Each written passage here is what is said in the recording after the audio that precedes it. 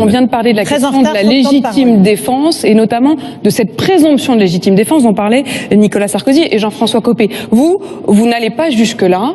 Est-ce que vous estimez que la présomption de légitime défense, ce serait une sorte de permis de tuer pour les policiers ? Il faut que les policiers se sentent soutenus par les autorités de la République et ce n'est pas le cas aujourd'hui. Ils ont droit à notre considération.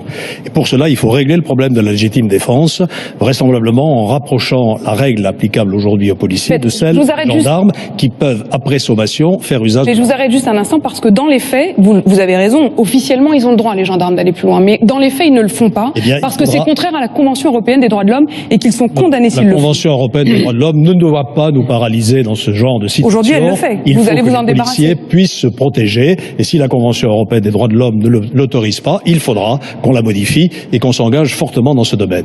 Ce que je voudrais dire, c'est que mon objectif, c'est de rétablir un État qui assure la sécurité des Français. Et c'est une question de chaîne qui va de la police à la justice jusqu'à la situation de la pénitentiaire. Il faut renforcer les effectifs de policiers. Je propose de redéployer 5000 emplois qui sont aujourd'hui des emplois qui pourraient être tenus par des agents administratifs. Beaucoup de policiers passent leur temps à taper des procédures sur leur clavier d'ordinateur. Il faut redéployer ces effectifs et créer 5000 postes supplémentaires. Il faut aussi leur donner les moyens immobiliers et les moyens informatiques de travailler beaucoup mieux qu'ils ne le font. Restons un instant sur ce point. D'abord, vous estimez qu'il faut remonter les effectifs de policiers. Ça veut dire que vous pensez que la décision de Nicolas Sarkozy était une mauvaise décision d'avoir baissé ses effectifs ? Je ne suis pas là pour critiquer ce qui a été fait dans le passé. Ça a été fait dans un certain contexte qu'a rappelé Nicolas Sarkozy. Si on parlait plutôt de l'avenir... Alors, parlons de vos 10 000 policiers de plus. Alain Juppé, vous dites « je veux 10 000 de plus ». Vous êtes celui qui en veut le moins.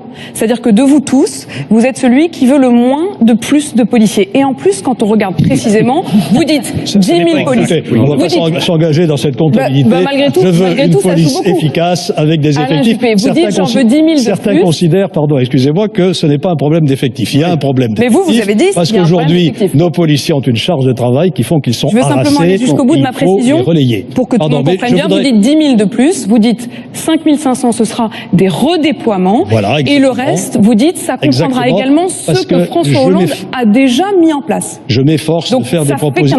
Je m'efforce de faire des propositions réalistes et efficaces. Le gouvernement n'a pas mis en place 5 000 policiers, il l'a promis, mais ils ne sont pas là. Voilà.